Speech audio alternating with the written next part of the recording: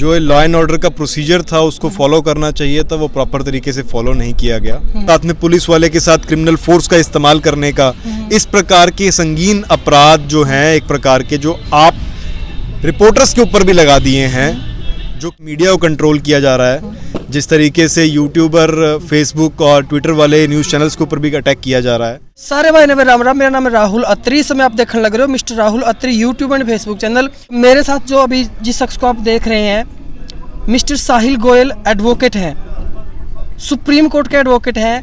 सिंघम वाले मामले पे इन पे कुछ बात करना चाहेंगे कि इनके क्या विचार हैं। तो सबसे पहले नमस्कार। नमस्कार जी। क्या कहना चाहोगे पूरे प्रकरण के ऊपर? देखिए, पूरा जो प्रकरण हुआ ये साफ तौर पे दिखाई दे रहा है कि सिंघम को जो ह्यूमन राइट्स जो थे उसके, जो उसके फंडामेंटल राइट्स थे, उनको वायलेट किया गया। जो लॉ एंड ऑर्डर का प्रोसीजर था उसको फॉलो करना चाहिए था, वो प्रॉपर तरीके से फॉलो नहीं किया गया। सिंघम ने ऐसा कोई संगीन अपराध नहीं किया था, उसने कोई मर्डर नहीं किया। जिस तरीके से उसको घसीट के लेके गए, अदनंग पोजीशन के अंदर वो था, जिस तरीके से उसने प्रॉपर कपड़े भी नहीं पहन रखे थे, जिस तरीके से लेके गई, ये चीज़ शो करती है कि हमारे देश में इस समय पे कुछ ना कुछ कानून व्यवस्था में खामियां चल रही हैं। और सिस्टम में जो लोग थे उस समय पे, उनको जो ड्यूटीज़ उनकी करनी चाहिए थी वो अपनी ड्यूटीज़ करने में नाकामयाब रहे हैं। अच्छा, बात करना चाहेंगे जो उनके ऊपर धाराएं लगी है ना, उनकी धाराओं का उनका मतलब कितनी इनमें सजा हो सकती है अधिकतर, और उन धाराओं का मतलब क्या है आम जनता को पूछना चाहिए तो? देखिए, वो तो एक प्रोसेस का पार्ट है और दूसरी बात ये है कि ऐसी कोई संगीन धारा नहीं है उसके अंदर, और ऐसा कुछ भी नहीं है जिस तरीके से उनके साथ किया गया।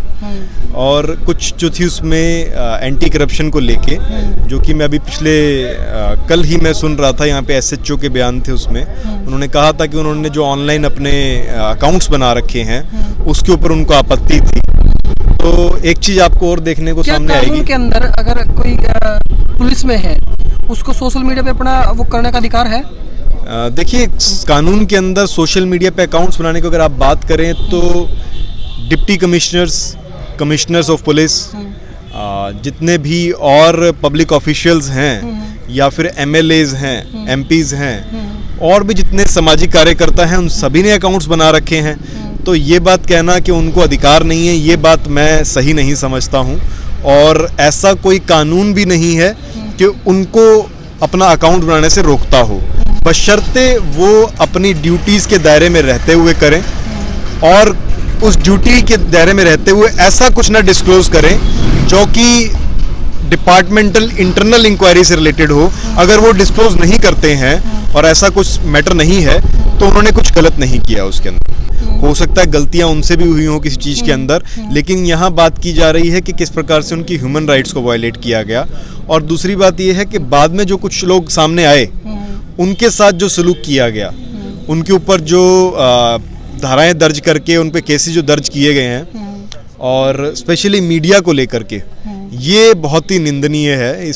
आप जानते ही हैं, हमारे पूरे सिस्टम के अंदर जो मीडिया है वो एक चौथे स्तंभ की तरह है, और उस चौथे स्तंभ को, उस कलम की ताकत को जो है अटैक किया जा रहा है। ये तक कहा गया कि उन्होंने रोड जाम कर दी। तो ऐसा मेरी इन्वेस्टिगेशन के अंदर, मैंने पर्सनल लेवल पे इन्वेस्टिगेशन की, मेरी जानकारी मुझे कहीं नहीं मिला कि उन्होंने कोई रोड जाम की है। और मीडिया वालों पे इतने संगीन अपराध का दोष लगाना और ये तक कहना कि उन्होंने दंगे फसाद किए हैं, ये बहुत ही गलत है। अगर मामला ये झूठा मिलता है कि जो पत्रकार हैं उन्होंने रोड जाम किया था, अगर ये जो उनका आरोप है वो गलत साबित हो जाते हैं, तो क्या पत्रकारों के पास भी अपना कुछ मानहानि का केस करने के लिए कुछ बचता है? बिल्कुल बिल्कुल, आप मानहानि का केस कर सकते हैं उनके ऊपर। डेफामेशन के अंदर आपका राइट है, क्रिमिनल एंड सिविल राइट के अंदर आप दोनों में डेफामेशन क्लेम कर सकते हैं अपनी तरफ से। और साथ साथ में अगर वो उल्टा कुछ करते हैं और सारी चीज़ पाई जाती है तो उन पर झूठी FIR दर्ज कराने का भी केस दर्ज होता है। ओके, तो जितने भी पत्रकार भाई देख रहे हैं इस वीडियो को, इस बात को थोड़ा ध्यान से सुने कि आपके पास भी उनकी झूठी FIR दर्ज करवाने का मामला, आप उनके ऊपर दोबारा FIR कर सकते हो, ऐसा इनका कहना है। तो और मामले पे बहुत सारी बातें गहन से जानेंगे हम, बने रहना लास्ट में वीडियो तक। तो और इस मामले को आप जो आप वकील हो, एज ए एडवोकेट, आप इस मामले को और डीप तक कैसे देखते हो? देखिए, अभी क्रिमिनल एंड सिविल प्रोसेस जो है वो एक सेपरेट चीज़ है, वो साइड बाय साइड भी चल सकता है और उस पर रणनीति बनेगी, उसके अकॉर्डिंग ही डिसीजन लिया जाएगा। सही बात सिंघम वाले मैटर के ऊपर तो उस पर प्रॉपर इन्वेस्टिगेशन होनी चाहिए और उसके बाद ही किसी निष्कर्ष पे पहुंचना। जिस तरीके से उसके साथ हुआ है वो गलत है और साथ साथ में एक तरफा जो कार्रवाई करके जो लोग उसके साथ खड़े हुए थे, उसके साथ जो गलत हुआ, उसके विरोध में जो लोग बोल रहे थे समाज सेवी और आपके जैसे पत्रकार जो यूट्यूब और फेसबुक पे चैनल चलाते हैं, उनके साथ जो हुआ है वो बहुत ही गलत है। वो साफ तौर पे दिखाई दे रहा है कि वो झूठी एफआईआर है। सिंघम के पिता के ऊपर भी केस दर्ज है कि उन्होंने रोड जाम किया है, तो क्या वो भी उनके ऊपर झूठी एफआईआर का केस दर्ज कर सकते हैं? देखिए, वो तो इकट्ठा ही हुआ है ना केस तो दर्ज। जो सिंघम के पिताजी के ऊपर है, उसके भाई के ऊपर है, जो अन्य पत्रकारों के ऊपर है, कुछ समाज सेवियों के ऊपर है, ये सब तो पूरा एक इकट्ठा ही केस है और उसमें दंगे फसाद का और पुलिस वाले को अपनी कार्रवाई से रोकने का, रोड को जाम करने का, पुलिस वाले को उसकी कार्रवाई में बाधा डालने का और साथ में पुलिस वाले के साथ क्रिमिनल फोर्स का इस्तेमाल करने का, इस प्रकार के संगीन अपराध जो हैं एक प्रकार के, जो आप रिपोर्टर्स के ऊपर भी लगा दिए हैं, जो कि मेरी दृष्टि से बिल्कुल गलत है।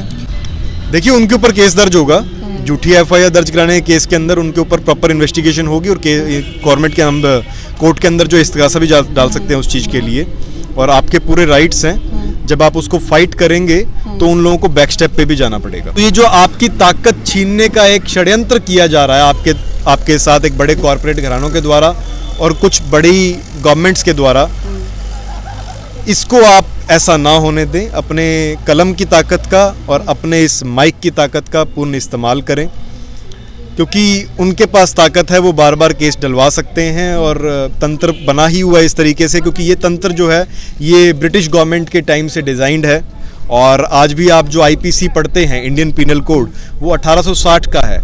तो आप सभी जानते हैं 1860 के अंदर कौन राज करता था, और ये 1860 की आईपीसी जो है ये उस समय पे बनी थी जिस समय पे मंगल पांडे वाली क्रांति हुई थी, 1857 वाली क्रांति, और उसी के बाद ये पूरा प्रोसेस आया था और उसी का प्रोसेस जो है आज तक फॉलो किया जा रहा है। तो इस तंत्र के अंदर डेफिनेटली उन लोगों के पास ताकत है बार बार आपको केसेस उलझाने की, लेकिन आपके पास भी ताकत है कि आप सब लोग इकट्ठे हो जाएं, अपनी कलम का इस्तेमाल करें, अपने माइक्स का इस्तेमाल करें, एसोसिएट हो आपस में और कमेटीज़ गठित करके इस अन्याय के खिलाफ बोलना शुरू कीजिए। तो जैसा जैसा अन्याय हो रहा है और तानाशाही हो रही है पत्रकारों के साथ भी, और जो भ्रष्ट प्रशासन के खिलाफ आवाज़ उठाते हैं उनके खिलाफ भी, तो कहीं ना कहीं देश कहाँ जा रहा है, क्या लगता है? देखिए, देश जितना मैं देख पा रहा हूँ, जिस तरीके से मीडिया को कंट्रोल किया जा रहा है, जिस तरीके से यूट्यूबर, फेसबुक और ट्विटर वाले न्यूज़ चैनल्स के ऊपर भी अटैक किया जा रहा है, एक प्रकार की यह घोषित इमरजेंसी की तरफ जा रहा है देश।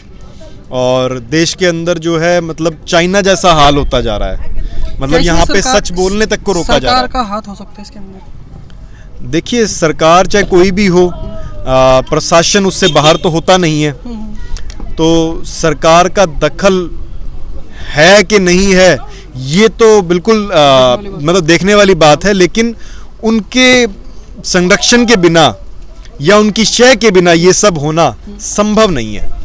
थैंक यू आपके विचार देने के लिए। जी, नमस्कार।